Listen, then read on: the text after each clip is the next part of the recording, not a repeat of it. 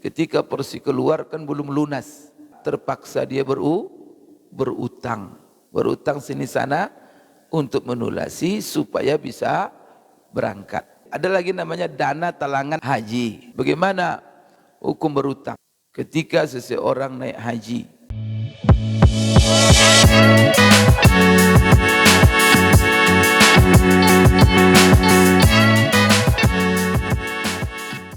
Ketika seseorang naik haji, sekarang porsinya keluar, kan begitu Pak. Tetapi ketika porsi keluar kan belum lunas. Untuk melunasi tak ada uang. Maka terpaksa dia berutang sini sana untuk melunasi supaya bisa berangkat. Sebab kalau tidak dilunasi nanti diambil orang, berganti dengan orang lain. Bagaimana hukum berutang Bapak Ibu? Tadi dia mengatakan, Bapak yang bertanya, ada orang mengatakan tidak sah, gitu Pak ya? Bapak Ibu sekalian, tidak ada. Tidak ada ulama mengatakan berutang untuk haji atau umrah, haji umrahnya tidak sah, tidak ada. Cuman saja kalau dia berutang, Bapak Ibu sekalian untuk haji dan umrah, umrahnya sah. Cuman kan dia tidak dibebankan. Tidak dibebankan. Kalau dia paksakan dirinya untuk berutang, padahal Allah mengatakan walillahi 'alan nasi hajjul baiti man istata'a ilaihi sabila. Allah sayang sama kita. Kewajiban haji itu hanya diwajibkan bagi orang yang memiliki istita'ah. Istita'ah itu pertama istita'ah maddiyah, yaitu istita'ah kesanggupan materi. Kalau dia tidak kesanggupan materi ini diukur pertama kecukupan hidupnya dalam seluruh kebutuhan dasarnya. Yang kedua dia punya kelebihan. Sehingga dengan kelebihan itu dia bisa membayar seluruh yang dibutuhkan dalam perjalanan hajinya, punya nafkah yang ditinggalkan untuk keluarga yang ditinggalkan selama berangkat, dan memiliki belanja pula untuk belanja dirinya selama dalam perjalanan haji. Kalau sudah begini baru dia termasuk kategori sanggup. Kalau seandainya dia tidak punya uang, ya tidak wajib. Artinya kalau Bapak tadi tiba porsi, tidak ada uang, maka tak wajib dia berangkat. Kalau dia mundur tidak ada masalah, tidak berdosa dia.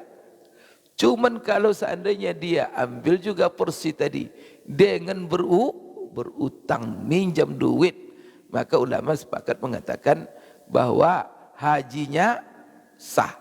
Dan berutang itu sendiri tidak ada masalah. Cuman yang dipermasalahkan adalah ketika dia berutang di bank dan utang itu mengandung riba. Ini. Kan itu barangkali yang mungkin fatwanya itu tidak sah katanya karena dia berutang dengan utang riba.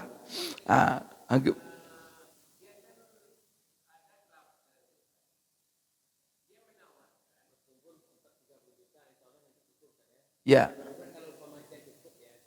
Ya.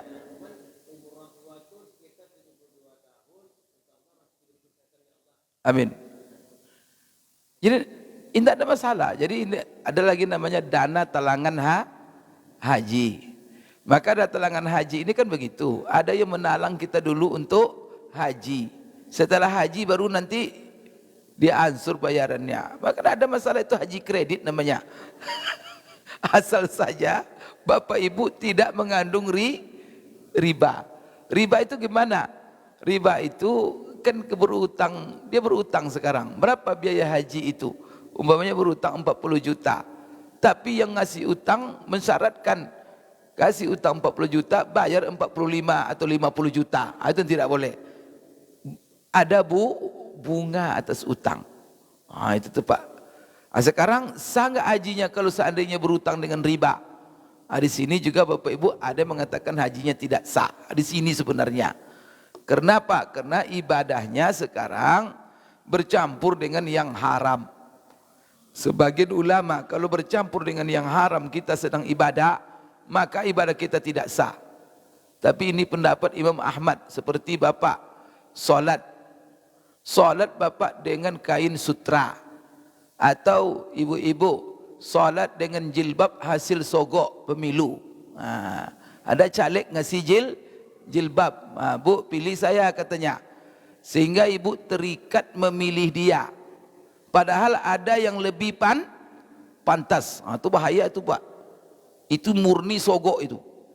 Bapak tahu ini lebih pantas ini untuk jadi wakil dipilih. Tapi karena dia ngasih, terhalang Bapak memilih dia. Apa yang Bapak ambil itu sogok itu haram hukumnya. Karena hak itu ada pada yang pantas. Gara-gara ngasih duit. Bu hati-hati ya, jangan terima kain-kain seragam padahal dia tidak pantas dipilih, kapasitas tidak ada, orang tak benar. Gara-gara kasih jilbab, kasih kain seragam, ibu pakailah solat kain seragam tadi. Apa hukum solatnya? Di sini ada dua pendapat ulama. Pertama, dia pasti berdosa atau sepakat berdosa dia menerimanya. Dan berdosa dia memilih orang tidak pantas dan meninggalkan yang gara-gara duit. Ingat itu neraka Bapak Ibu, neraka. Dosanya bukan hanya sekedar itu, seluruh efek daripada itu tanggung dosanya. Apa efeknya? Ibu menerima sogok sudah dosa, neraka itu tangannya. Nanti kalau dia jadi korupsi dia, habis dia. Ibu ikut menanggung dosanya. Barangkali bayangkan 5 tahun dia korupsi, 5 tahun ibu menanggung gara-gara jilbab tadi.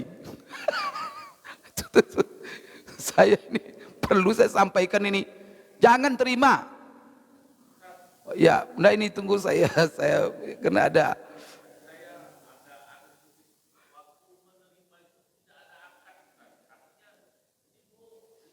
Setiap penerimaan pasti ada akad walaupun tidak dibunyikan. Menerima itu sendiri akad. Itu ingat Pak. Menerima itu sendiri akad. Bapak Ibu, sekarang akadnya apa? Akadnya sogok menyogok. Sekarang kalau seandainya dia umpamanya tidak kita pilih, jadi kalau maunya Bapak kalau ada yang ngasih Bu ya bilang, ini apa pemberian Bapak ini? Pak, ini supaya saya pilih. Saya tidak akan memilih Bapak walaupun Bapak kasih saya ini. Tapi kalau Bapak ini murni ngasih dan saya tak akan pilih Bapak, saya akan memilih orang yang paling pantas. Kira-kira ngasih dia enggak? Ibu ngasih dia kira-kira enggak? Dia pasti kena ngasih. Itu sogok itu. Oleh karena itu saya ingin mengajarkan hukumnya. Kalau dipakai kain itu untuk sholat, ada dua pendapat ulama.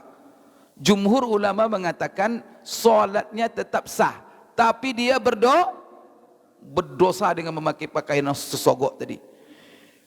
Ada pendapat Imam Ahmad bin Hanbal. Imam bin Hanbal kalau dia bergelumur sedang beribadah dengan perbuatan dosa, maka ibadahnya tidak sah. Sholat yang memakai jilbab atau kain seragam hasil sogok tadi pemilu, menurut Imam Ahmad solatnya tidak sah. Ya Pak ya. Tapi kalau menurut jumhur sah. Tapi kalau ada itu utang riba, maka kalau tidak ada utang riba tidak masalah. Maka cari nanti orang-orang yang ngasih utang tanpa riba, maka hajinya sah dan insya Allah berkah, tetap mabrur hajinya.